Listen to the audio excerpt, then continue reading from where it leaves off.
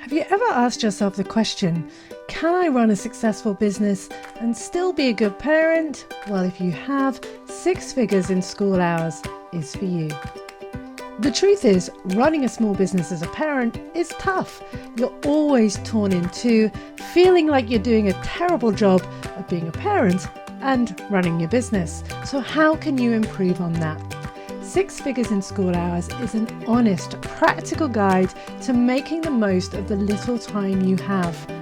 We'll take you through how to improve your mindset and banish parent guilt once and for all, how to improve your productivity and get real about the amount of time you have to work, how to work on your financial literacy, improving your money management and your profitability. We'll also talk about how you can stop making your business the enemy and instead involve your family in your business and your business in your family.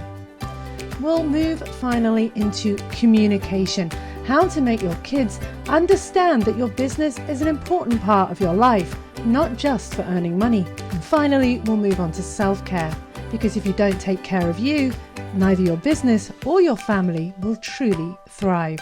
6 Figures in School Hours is a combination of I've been there and don't go there advice, packed with tips and practical strategies to help you get the most out of your business, but also never feel like the worst parent ever again.